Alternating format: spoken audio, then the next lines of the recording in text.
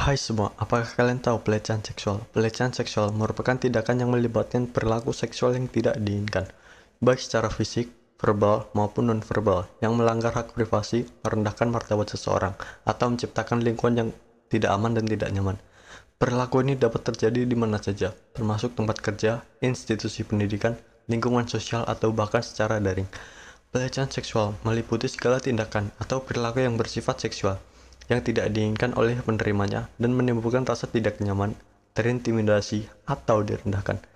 Pelecehan seksual berbeda dari kekerasan seksual dalam intensitas dan tingkatannya.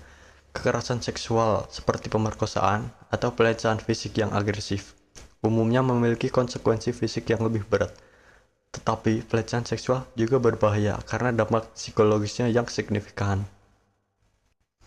Kemudian ada jenis-jenis pelecehan seksual. Yang pertama adalah pelecehan seksual secara verbal, yaitu meliputi komentar seksual yang merendahkan, lelucon seksual atau ucapan cabul, pertanyaan invasif tentang kehidupan pribadi atau seksual, dan terakhir adalah panggilan tidak pantas, seperti sayang atau manis dalam konteks profesional.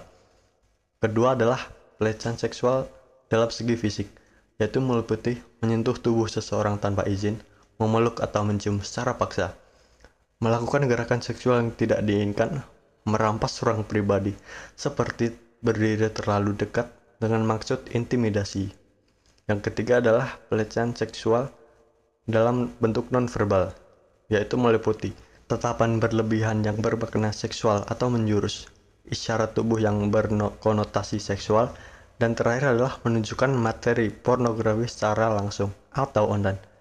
Dan terakhir adalah pelecehan seksual melalui daring atau online harassment, meliputi pesan tidak senonoh melalui media sosial, email atau chat, mengirim gambar atau video seksual tanpa izin, memaksa seseorang untuk mengirimkan foto atau video yang tidak pantas, dan terakhir adalah menyebarkan konten pribadi tanpa persetujuan. Berikut contoh-contoh pelecehan seksual. Contoh pertama merupakan pelecehan seksual melalui media percakapan online. Pelecehan tersebut termasuk ke dalam jenis pelecehan digital dan verbal. Contoh kedua merupakan pelecehan seksual melalui pembicaraan langsung. Pelecehan ini biasanya menyebarkan desas-desus seksual sehingga korban merasa tidak nyaman dan merasa terintimidasi. Pelecehan tersebut termasuk ke dalam jenis pelecehan verbal.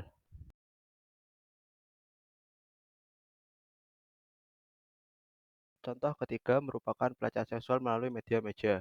Dengan membuat coretan bernada seksual tentang orang lain, pelecehan tersebut termasuk ke dalam jenis pelecehan nonverbal. Contoh keempat merupakan pelecehan seksual dengan cara mengajak seseorang untuk menonton video tidak senonoh. Pelecehan tersebut termasuk ke dalam pelecehan nonverbal. Jika kamu dilecehkan, katakan pada dirimu sendiri tentang pandangan yang mengatakan bahwa seseorang sengaja meminta untuk dilecehkan karena sesuatu yang mereka lakukan atau mereka pakai adalah tidak benar. Dengan memberitahu orang yang melakukan pelecehan untuk berhenti, itu terkadang cukup membantu. Biarkan dia tahu bahwa perilaku tersebut membuat kamu tidak nyaman. Jika hal-hal tersebut tidak membuat pelecehan itu berhenti, maka jangan diabaikan. Dengan mengabaikannya justru tidak akan membuat orang itu berhenti. Sebaliknya, beritahu orang dewasa yang kamu percaya tentang pelecehan tersebut dengan melapor lebih cepat. Biasanya kasus itu pun akan lebih cepat ditangani. Ingatlah, tidak ada seseorang pun memiliki hak untuk melecehkan atau menindas orang lain secara seksual apapun alasannya itu.